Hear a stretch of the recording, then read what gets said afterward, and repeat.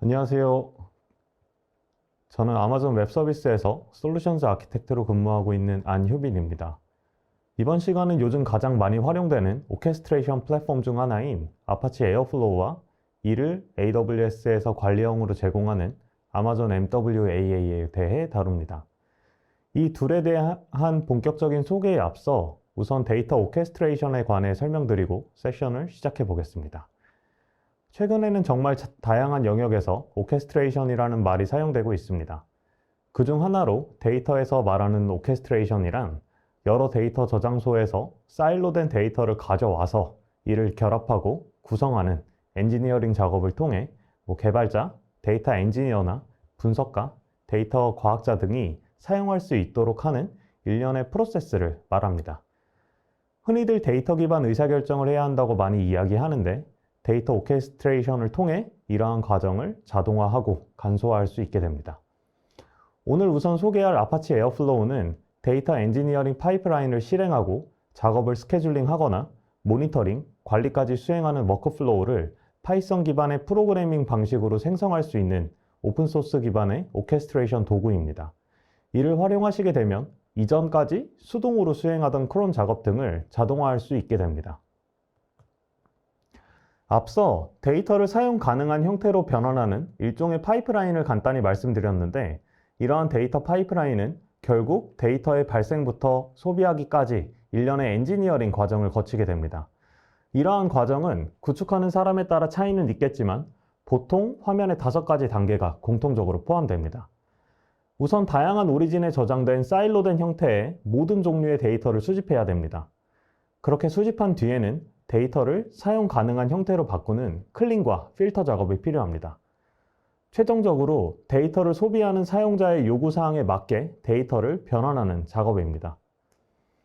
이런 식으로 한번 처리된 데이터는 보통 데이터 레이크나 데이터 웨어하우스와 같은 곳에 저장해서 실제 분석 작업을 수행할 수 있게 결합하는 것으로 준비 과정을 마치게 됩니다. 데이터에는 민감한 정보가 포함되어 있을 수 있기 때문에 보안 역시도 중요합니다. 실제 유효한 사용자가 필요로 하는 데이터에만 액세스할 수 있도록 권한을 설정하거나 암호화를 통해 데이터를 보호하는 작업도 데이터 파이프라인에서 이루어집니다. 말씀드린 것처럼 데이터 파이프라인의 생김새는 거의 대부분의 고객들이 유사합니다. 여기에서 이전까지는 각각의 개별 작업들을 스케줄링하기 위해 크론과 같은 툴을 활용해 이를 별도로 수행하던 것이 일반적이었습니다. 그런데 말씀드린 것처럼 각각의 스텝을 수동으로 관리하다 보니 데이터 사용이나 규모가 증가함에 따라 이를 스케일링하는 것도 어려워지고 데이터 파이프라인 자체를 일관되고 안정적으로 동작하게 하는 것이 점점 어려워졌습니다. 이런 문제에 대한 해결책으로 데이터 파이프라인의 모든 스텝이나 작업을 오케스트레이션 하는 방법이 필요하게 되었습니다.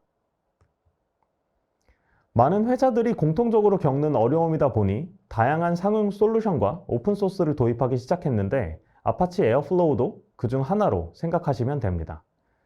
서비스 자체는 2014년에 에어비앤비의 엔지니어링 팀이 개발해서 오픈소스로 공개했습니다. 처음 공개되었을 때의 컨셉은 복잡한 워크플로우를 만들고 관리하는 데 도움이 되는 워크플로우 관리 플랫폼 정도였습니다. 이후 인기를 얻어 2019년에 탑레벨의 아파치 프로젝트가 되었고 덕분에 굉장히 광범위한 에코시스템이 제공되고 있는 것이 장점입니다.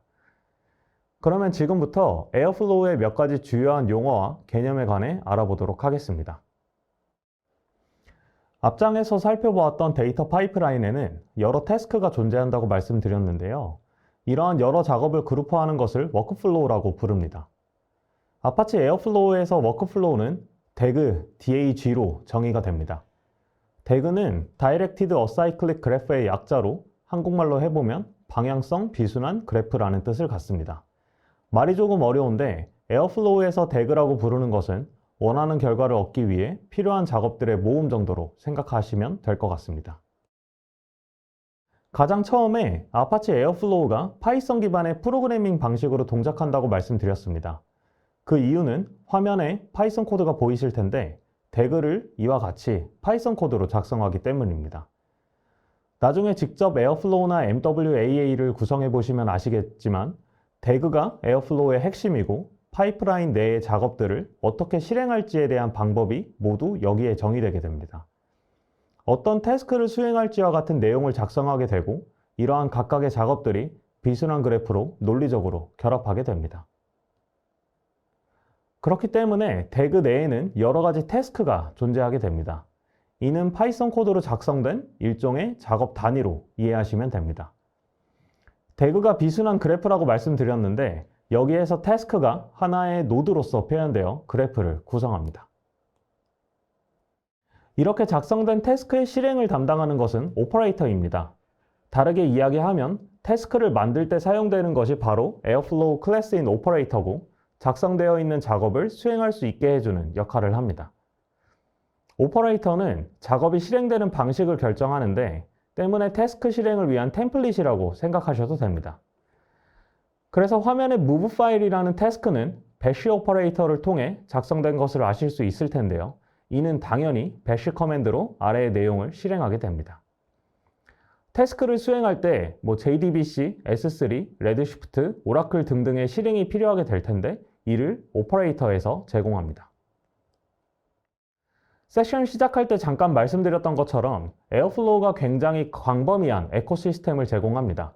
이는 다양한 외부 시스템과 인터랙션하기 위한 여러 오퍼레이터를 제공하기 때문입니다. 오퍼레이터의 하위 클래스로 센서란 게 있는데 이는 글자 그대로 센서처럼 어떤 작업이 발생하기를 기다리도록 설계된 특수한 유형의 오퍼레이터입니다. 예를 들어 파일이 S3 폴더에 나타날 때까지 기다린 뒤에 작업을 실행하는 것 등이 센서를 통해 가능합니다. 기존에 익숙하실 이벤트 기반 아키텍처에서 이벤트를 통해 작업을 수행하던 내용이 생각나실 것 같습니다. 센서 외에 후크란 것도 존재합니다. 후크는 S3, MySQL, Hive, EMR과 같은 외부 플랫폼과 빠르고 쉽게 연동을 가능하게 하는 하이레벨 인터페이스입니다. 그래서 후크를 사용하면 에어플로우 내에 정의된 커넥션 정보를 활용해서 여러 시스템에 간편한 연결을 할 수 있습니다. 그렇기 때문에 오퍼레이터와 언제나 함께 사용하게 됩니다. 에어플로우가 강력한 이유는 화면에 보시는 것처럼 굉장히 다양한 종류의 오퍼레이터를 제공하고 있고 이러한 것을 활용해 연결할 수 있는 플랫폼이 빠르게 확장되고 있기 때문이라고도 볼 수 있습니다. 여기에는 거의 대부분의 데이터 파이프라인을 구축할 때 사용되는 시스템을 모두 지원하고 있다는 점을 알 수 있습니다. 말씀드린 내용을 간단히 정리해 보겠습니다. 우선 에어플로우에서 작업 단위에 해당하는 파이썬으로 작성된 태스크가 있고요. 이러한 태스크들이 모여서 워크플로우를 실행하는 방법을 묘사하는 태그가 있었습니다. 태그를 실행할 때 해당 태스크가 실행되는 방식을 결정하는 오퍼레이터도 있었습니다. 화면의 장표는 하나의 태그를 추상화해서 표현한 것입니다. 태그가 비순환 그래프고 각각의 태스크가 그래프의 노드를 나타내는 것을 확인하실 수 있습니다. 각각의 태스크들은 다른 노드와 관계를 갖거나 혹은 디펜던시를 갖고 있고요. 그러한 이유로 Directed Acyclic Graph라는 용어가 유래하게 됩니다. 태그 내에서는 코드를 통해 각 태스크의 업스트림과 다운스트림 종속성을 정의하는 게 가능합니다. 화면 우측 상단과 같이 꺽쇠 화살 괄호 연산자를 사용해서 작업의 흐름을 정의하는 것도 가능하고 그 아래 코드와 같이 set upstream, set downstream 메소드를 활용해 흐름을 정의할 수도 있습니다. 여기까지가 에어플로우의 핵심 개념이었습니다. 그럼 지금부터는 실제 에어플로우가 어떻게 구성되어 있는지 아키텍처와 함께 살펴보겠습니다. 우선 에어플로우의 핵심인 태그는 화면 하단에 태그 디렉토리가 있어 여기에 태그 및 관련 파일들을 저장해 두면 에어플로우가 해당 파일을 읽어 워크플로우를 실행하게 됩니다. 이렇게 태그 디렉토리에 있는 태그는 중앙에 보이는 스케줄러가 읽어서 워크플로우를 실행합니다. 그러면 이그제큐터에게 태그 내의 태스크를 전달하게 됩니다. 이그제큐터가 실행 중인 작업을 처리하는데 디폴트는 스케줄러의 모든 내용을 읽고 실행합니다. 하지만 일반적으로 사용하실 때는 워커에게 태스크를 푸시해서 데디케이티드 된 워커 노드에서 태스크를 실행합니다. 분산 환경으로 구성되어 있기 때문에 태그 내의 모든 작업이 동일한 워커 노드에서 실행되지는 않고 스케줄러와 이그제큐터가 다양한 워커 노드에 작업들을 배포하는 방식으로 동작합니다. 작업을 실행시켜주는 실행기에 해당하는 이그제큐터 역시 다양한 종류가 제공되고 있습니다. 이를 설정하는 것에 따라 태스크의 실행 방식이 달라지게 되는데 하나의 워크플로우에서는 하나의 이그제큐터만 설정할 수 있습니다. 이러한 이그제큐터는 크게 보면 로컬과 리모트 두 종류가 있는데 이 중 리모트 이그제큐터는 쿠버네티스나 셀러리와 같이 다양한 형태로 제공이 되고 있습니다. 작업을 에어플로우 로컬 환경에서 실행하는 것이 당연히 로컬 이그제큐터에 해당하고요. 이는 스케줄러 프로세서 내에서 실행을 합니다. 그리고 워커에게 태스크를 푸시해서 실행하는 방식은 리모트 이그제큐터에 해당합니다. 에어플로우는 스케줄러를 통해 매우 강력한 워크플로우 스케줄링 기능을 제공하고 있습니다. 대그 내에 스케줄 인터벌을 통해 일정을 정의하거나 이를 넌으로 설정하시고 트리거, 크론 등을 통해 워크플로우를 실행하는 것도 가능합니다. 최근 에어플로우 2.2.3 버전부터는 시간표를 통해 더욱 유연하게 일정을 지정하는 옵션도 함께 제공이 되고 있습니다. 이렇게 스케줄링을 통해 대그 런이 이루어집니다. 이것은 워크플로우의 인스턴스가 실행되는 때를 이야기하는데 대그의 실행 이력이라고 이해를 하셔도 됩니다. 화면에 보시는 것처럼 대그 내에 스타트 데이트를 지정해서 스케줄러가 태스크를 실행하도록 스케줄링하는 시작점으로 활용하게 됩니다. 한 가지 재밌는 점은 스타트 데이트가 과거로 설정이 되어 있으면 현재까지 실행되어야 하는 횟수를 고려해서 작업을 스케줄링하게 됩니다. 예를 들어 1시간에 한 번 실행되도록 인터벌을 설정해 두셨는데 스타트 데이트가 하루 전후로 지정을 했다면 해당 워크플로우는 시작되자마자 24번 실행을 하게 됩니다. 이를 염두에 두시고 스케줄링 하시거나 혹은 해당 기능을 비활성화하여 관리하셔야 합니다. 그 뒤에는 에어플로우 UI 내에서 대그 런을 확인하실 수가 있고 실행 중이거나 혹은 종료된 상태 등에 관한 정보를 확인하실 수가 있습니다. 여기까지 스케줄링하고 워크플로우가 실행되는 과정을 간단히 설명드렸습니다. 나머지 부분에 대해 말씀드리고 에어플로우에 관한 소개를 마치도록 하겠습니다. 에어플로우에는 메타데이터가 사용되는데 모든 태스크와 워크플로우에 대한 정보가 여기에 저장이 됩니다. 작업의 성공, 실패 기록 등을 저장하고 이는 에어플로우 UI를 통해 확인이 가능합니다. 또한 웹서버 및 UI에서 대그 내에 사용할 수 있는 리소스에 대한 연결 정보 등을 저장하고 암호화하는 데도 이 메타데이터 데이터베이스를 사용할 수 있습니다. 이를 통해 크리덴셜을 암호화된 데이터베이스에 저장하고 아이디를 통해 작업하시거나 혹은 대그 내에서 이를 참조함으로써 시크릿을 노출하지 않고 안전한 활용이 가능하게 됩니다. 추가로 여러 태스크들이 있을 거고요. 그 태스크들 간의 데이터를 주고받을 때도 해당 메타데이터 데이터베이스를 활용할 수 있습니다. 마지막으로 에어플로우의 모든 워크플로우나 대그 런 같은 실행 이력을 에어플로우 UI에서 확인할 수도 있습니다. 여기에서는 업로드한 대그를 확인하고 트리거링 하거나 실행하는 등의 모든 작업이 가능하게 됩니다. 여기까지 아파치 에어플로우에 관한 개념과 구조 등을 간단히 살펴봤습니다.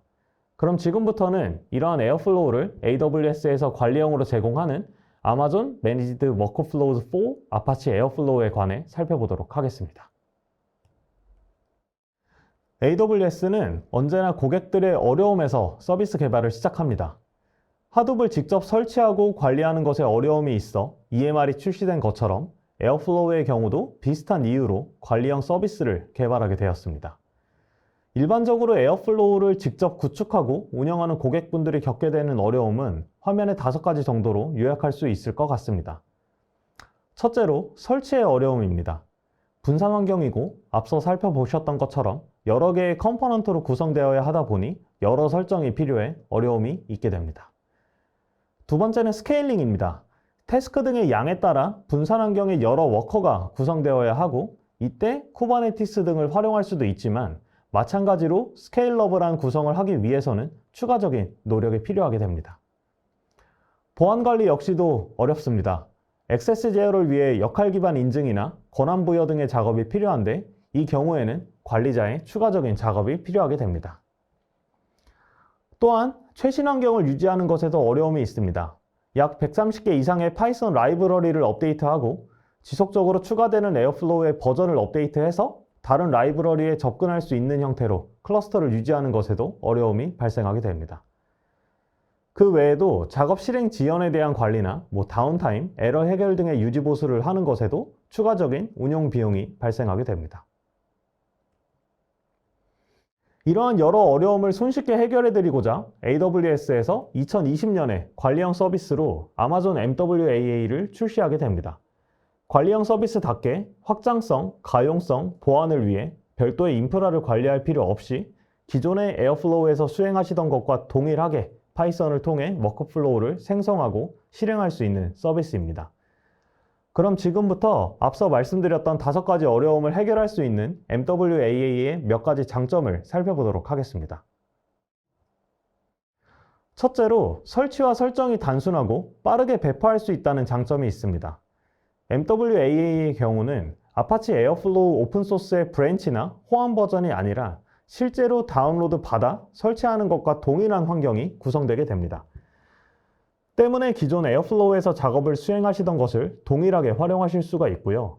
여러 가지 플러그인도 대부분 지원이 되고 있습니다.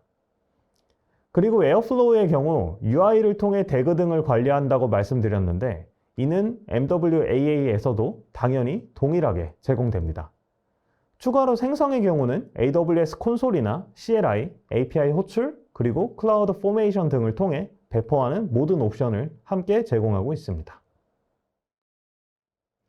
스케일링 역시 내장된 형태로 제공이 됩니다.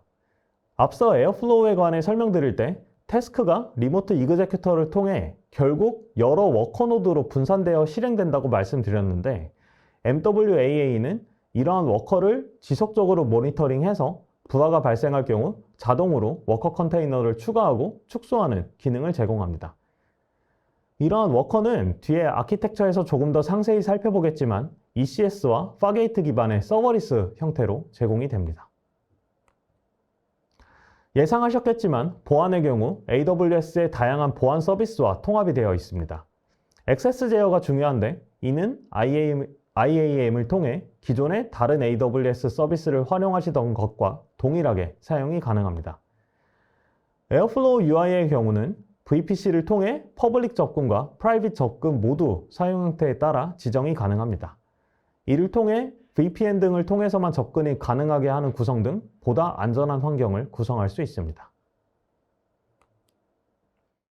업데이트는 RDS의 메인터넌스 윈도우를 생각하시면 이해가 쉽게 되실 것 같습니다. 동일하게 유지보수 기간을 지정해서 원하는 일정에 맞게 업데이트를 수행할 수 있고요. 그 외에 장애 조치를 위한 스냅샷과 롤백 같은 기능도 함께 제공이 되고 있습니다. 기본적으로 MWAA는 멀티에이지로 배포가 이루어집니다. 에어플로우 UI에서 제공되는 모니터링 외에 클라우드 워치 모니터링도 통합되어 있기 때문에 다양한 작업에 관한 매트릭을 익숙하신 클라우드 워치에서 모니터링하는 것도 가능합니다. MWAA의 아키텍처를 살펴보기 전에 먼저 앞서 보았던 에어플로우의 컴포넌트들을 다시 한번 보고 가도록 하겠습니다. 태그 디렉토리가 있고 중앙에 스케줄러, 이그제큐터, 워커 노드들이 존재하고 메타데이터를 저장하는 데이터베이스와 웹서버 그리고 UI가 존재하는 것이 기억나실 것 같습니다. 그리고 이것이 MWAA에서는 화면에 보시는 구조로 구성되어 있습니다. 태그 디렉토리로는 예상하셨겠지만 S3를 사용하게 되고 메타데이터 데이터베이스는 오로라 포스트그레시퀄 기반으로 되어 있습니다. 그렇지만 관리형 서비스이기 때문에 MWAA 클러스터를 구성하시면 알아서 해당 데이터베이스가 생성되고 사용자는 단순히 기능만을 사용을 하시면 됩니다. 그 외 스케줄러나 워커 노드들은 모두 ECS와 파게이트 기반의 서버리스 형태로 구동되게 됩니다. 에어플로우 UI에 접근하는 방식을 퍼블릭, 프라이빗 모두 구성할 수 있다고 말씀드렸는데 이 부분이 우측 에어플로우 웹서버에서 VPC 엔드포인트 구성에 따라 달라지게 됩니다. 퍼블릭으로 구성하실 경우 ELB를 통해 인터넷을 통한 직접 접근이 가능해집니다. 한 가지 특이한 점은 커스터머 VPC와 서비스 VPC 두 가지가 존재하는 점입니다. 사용자가 구성하게 되는 커스터머 VPC에는 워커와 스케줄러가 존재합니다. 이유는 사용자의 다른 리소스, 가령 RDS나 레드시프트 등의 접근을 수월하게 하기 위함으로 MWAA를 구성할 때 멀티에이지 등을 고려한 VPC 설정이 필요하게 됩니다. 그 외에 메타데이터 데이터베이스나 웹서버가 구성되는 VPC의 경우 AWS에서 관리하는 서비스 VPC에 속하게 됩니다. 때문에 네트워크 구성에 대한 제어가 불가능한 점을 기억해 주시기 바랍니다. 여기에서 그럼 하나의 VPC를 여러 사용자가 공유해서 사용하는 것에 대한 우려가 있으실 수 있지만 MWAA를 구성할 때 해당 서비스 VPC 역시 마찬가지로 새롭게 생성되는 방식으로 구성되어 독립적으로 운영되는 점도 참고 부탁드립니다. 지금까지 에어플로우와 MWAA의 컨셉과 구성 요소에 관해 살펴보았습니다. 말씀드린 내용들로 구성이 되어 결과적으로 유저 입장에서는 화면에 보시는 세 가지 단계를 통해 MWAA를 사용하실 수 있습니다. 결국은 MWAA 환경을 구성하신 뒤 대그와 오퍼레이터 등에 필요한 플러그인 등을 지정한 S3 경로에 업로드를 합니다. 그 뒤에는 에어플로우 UI에 접속해서 나의 워크플로우를 확인하시면 됩니다. 간단한 데모를 살펴보겠습니다. 해당 데모는 S3의 파일이 업로드되면 글루와 EMR을 통해 데이터 변환과 통합 작업을 해서 분석 가능한 형태의 데이터로 정제를 하고 이를 레드시프트에 적재하여 분석가가 최종적으로 데이터를 소비할 수 있는 과정으로 진행됩니다. MWAA를 활용하시면 이러한 일련의 과정을 스케줄링하고 자동으로 수행할 수 있게 됩니다. 그러면 생성해둔 MWAA를 한번 살펴보도록 하겠습니다. 말씀드린 것처럼 에어플로우 UI가 내장 형태로 제공되는 것을 확인하실 수가 있고 대그 디렉토리에 해당하는 S3 버킷을 지정하시게 되면은 여기에 플러그인 파일과 대그 등을 업데이트 하시게 됩니다. 커스터머 VPC에 해당하는 스케줄러와 워커가 구성될 VPC 환경을 세팅을 하셔야 되는 점도 확인을 하실 수가 있습니다. 그럼 대그 디렉토리로 이동을 해 보게 되면은 설정해 둔 것처럼 대그 디렉토리 내에 대그 파일이 업로드 된 것을 확인하실 수가 있습니다. 대그를 간단히 살펴보도록 하겠습니다. 네, 화면 보시는 것처럼 S3의 파일이 업로드되면 글루 작업이 수행되고 EMR 작업이 수행된 다음에 레드시프트로 카피하는 것까지의 일련의 과정이 꺽쇠를 통해 연결되어 있는 것을 확인하실 수가 있고요. 이 각각의 태스크를 한번 살펴보겠습니다. 태스크들은 다음과 같이 익숙하신 파이썬 방식으로 작성을 하시게 됩니다. 그러면은 에어플로우 UI로 이동을 해서 MWAA와 에어플로우를 상세히 살펴보도록 하겠습니다. 우선 앞서 대그 하나를 업로드 해뒀기 때문에 데이터 파이프라인 대그가 워크플로우가 생성된 것을 확인하실 수가 있고요. 화면과 같이 시각적으로 대그 파일에 파이썬으로 작성된 코드가 표현이 되게 됩니다. 그래프 방식으로도 보실 수가 있고 그래프 방식으로 보시게 되면은 현재의 작업 상태와 같은 것들을 확인하실 수가 있습니다. 스케줄은 3일에 한 번 수행되도록 매뉴얼하게 설정된 것을 확인하실 수가 있습니다. 대그를 하나 실행을 해 두게 되면은 S3의 파일이 업로드 되는 것을 기다리게 될 겁니다. 그래서 다음과 같이 S3 cp 명령어를 통해 지정해 둔 폴더에 데이터를 업로드를 해 보겠습니다. 그러면은 S3 센서가 해당 S3의 파일 업로드된 것을 인지를 해서 워크플로우가 실행된 것을 확인하실 수가 있고요. 현재 글루 크롤러라고 하는 태스크가 실행 중인 것을 확인하실 수가 있습니다.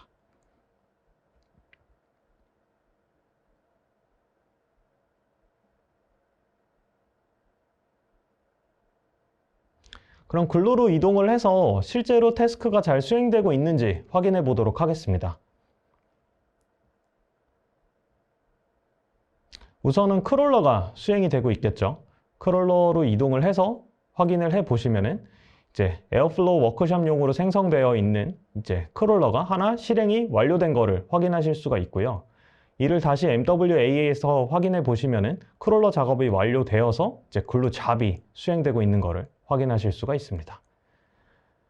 글루 잡에 가서 보게 되면 다음과 같이 이제 데이터 트랜스폼 하는 글루 잡이 하나 생성이 됐고 실행 중인 것을 확인하실 수가 있습니다.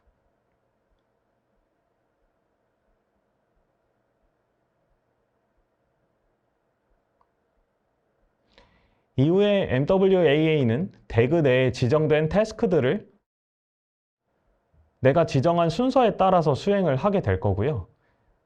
그 작업들이 하나씩 진행이 되게 됩니다.